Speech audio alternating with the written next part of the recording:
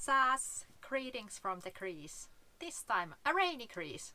We have lived in this camper van almost a decade now, and the most common question we get all the time is how we can afford this lifestyle.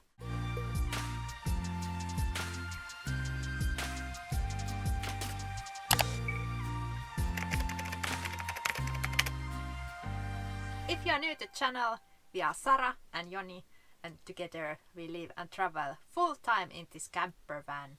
And we have lived full time in this van 9 years. Or almost a decade. And the most common question we get all the time is how we can afford this lifestyle. How we can afford to live in a van and how we can afford to travel. I think the first mistake that people who ask us this question is they compare their life to our life and they think we are on the vacation. No, we are not on vacation. We are not like a 1 month getaway from the reality to come here in Greece or Southern Europe. So we live so much differently than you would live while you are on a summer vacation of 3 or 4 weeks. When you are on a holiday, you usually have a housing cost with you. So you still pay for the mortgage or rent, all the utilities, electricity, waste bills. So you have all those bills waiting there, even if you are away from your home. Yeah. On top of that, if you're on a vacation mode, you usually are spending a lot of more freely, and it doesn't feel like you are spending because you're on a vacation. You have a right to spend your money. Yeah, going out to eat, buying souvenirs, and all that kind of stuff. You just spend money everywhere. We are living in a van. This is a normal life to us, and this is just a day-to-day life for us, and it differs so much from the vacations. So we are not like extravagance going to every place in Greece in 1 month time. No, it's like 1 year time maybe. Yeah, not even that. So one key element is we travel extremely slowly, so we can keep our fuel budget tiny, and when the times are tough and our income is non-existent and our savings are burning a lot, then we don't travel. We are spending almost the same amount of money to gas or diesel now than when we were working. That was because I was driving to work every day. So 200 days of 1 year I drove like 1 hour to work, 1 hour back. Yeah, and I took a public transportation and I have to pay almost €100 each month just to go to work and back. And of course it ate my money and it also ate my free time. Yeah, and basically our car costs were same or even higher when we were living in a house and having a normal car than owning this, because we drive so much less. Exactly. Now we are spending €150 per month to diesel on average, and that's not much. For example, we are still in the same spot that we were in last our previous episode because Joni is a little sick, so we decided we have water, we have food, so why not? We will enjoy this week here in the same spot. It's a quite cold week and I'm sick, so we are trying to put some time and then continue forward. Yeah, and we can do that. Yeah. And also save some cash.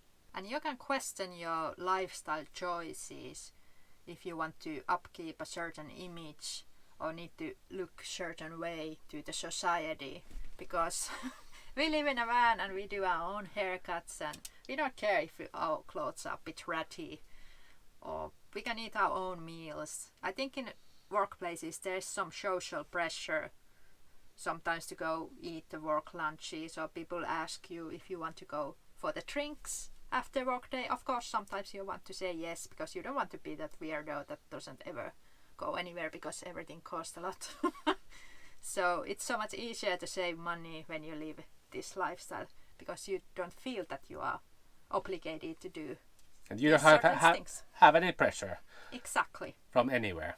One of our biggest monthly costs is upkeeping this camper van, so car related stuff. We spend €235 per month for the car services and fixes that we have to maintain it. even if we have a less than 10-year-old car, still it's a money pit. Every month there goes something. Something small breaks. And also, for example, normal services that they are fixing something. We paid 800 euros in Serbia, which is quite inexpensive place to service your van, but still, it's easily 1,000 euros if something breaks in your van, because it's a big van and big parts. And heavy van, wearing parts. Yeah, you can actually do something by yourself. For example, at the house side, fixing things. I fix a lot of things in here, but what comes to the mechanic side, you need a lot of tools to do those. So on those cases, we go always to garage to service our van. Yeah, but Joni is an excellent handy guy, so he can fix a lot of stuff inside of this housing part. So we have saved a lot of money in this because of Joni can fix things. And in a van, there's always some small things broken, so it's good to learn to fix something. Yeah. The more you learn, the more you save in the money. One cost living this lifestyle. We have to pay insurance. We do not have a health insurance or travel insurance, but we do have an insurance, Casco, for this camper van. So it's a full coverage insurance for a van, because we see that the most dangerous thing that we do is drive on the roads, and that's why we have the full insurance. It's 56 euros per month for the full coverage, the full Europe coverage, and yeah, I think it's good to have that if you have a newer van, but third party for older van is more than enough. Our van is kind of luxurious van. It's still expensive, and this is only thing that we own, so we kind of want to insurance this, because one car accident and we can lose everything, and we don't want that to happen. But still, every year we look for every insurance company in Finland and ask the price what costs the next year for insurance. So we always pay the best price. Of course, it's not only the price. You have to know which insurance is covering enough for your needs. Yeah, so you need to take time and read those annoying small prints. Yeah, 40 pages per insurance company. There's all the terms and conditions. Yeah, and there's like 6 insurance companies in Finland, and I go through every terms and conditions every year. Yeah. Have they changed something? If they have, then we have to write it down and compare it to others. Yeah. For example, I'm afraid of natural disasters, hailstorms, earthquakes, those kind of things. So we want our insurance to cover them. One thing that we don't go penny pinching is food. So we buy a healthy food. We buy those tastes that we want. We always taste the local foods. So it's not the cheapest one. We could buy like beans and bread and eat those, but it's not healthy or good. We make 2 hot meals per day. So we spend quite a much money to groceries. Yeah, but we cook our own dinners, and it depends which country we are traveling. For example, in Nordic countries where the grocery shops are kind of pricey, we try to eat more beans and rice and eggs there. For example, in Norway we did fish from the sea. And in Finland we picked berries. So food. We always try to find local things to collect. Yeah, exactly. Then the utility bills when you live in a van. Well, we don't pay for water. We always search for the free water. We have a composting toilet, so we don't pay for emptying our composting toilet at all. We do have a solar panels and huge battery banks. They cost us something, but like day-to-day expenses are almost zero. Yeah, because now we generate our own power, so we don't get electricity bill. So our only utility bill living in a camper van is buying an LPG. We use LPG for cooking, heating our shower water, heating our van. Our fridge uses LPG.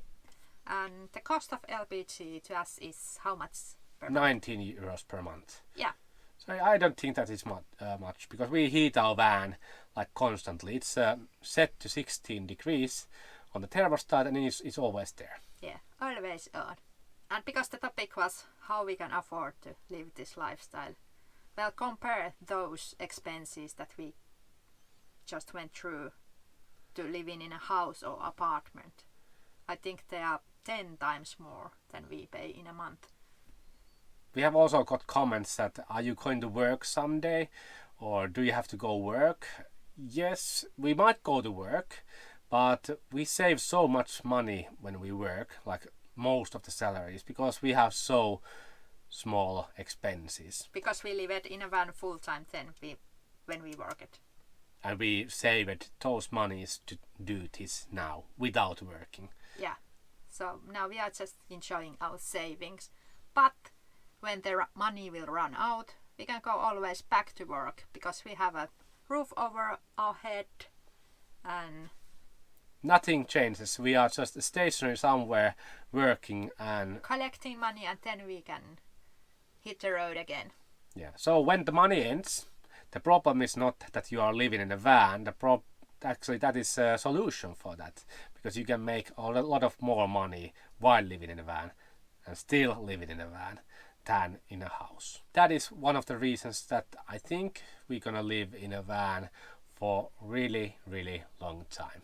Yeah. Next decades. The first decade was the easiest, I think. Yeah. So the next one will be routine and even more easier. Yeah. And I know some comments will be say, what about the van you are living? It's going to be expensive. Yes. If you choose to buy a newer vehicle, it's going to be more expensive, but then your car-related costs are going to be really small. And if you buy an older vehicle that is cheaper, then maybe the auto-related stuff, monthly costs, upkeeping the are higher. For example, our first 6 years with our van, it didn't break anything. We just did the normal maintenance. It's really important to fix everything right away, so they don't pile up, because then it becomes overwhelming. But think about this box, it's shaking, it's like under major earthquake all the time. So we are really surprised how well everything works. At the moment in Santorini island there's a lot of earthquakes. Imagine your van there just shaking every day. Yeah. These are the adventures we go when we travel here. So, just waiting the tsunami to hit us. No, that's too scary. We have the insurance. Overall, this way of living is really affordable. It's beautiful and it's easy. And it makes you feel really good. Yeah. That's why we're gonna continue living in a van. Yes. For the next decade also. It's a promise. Yes. Thank you for watching our videos. Thank you. And commenting and everything. Bye. Bye.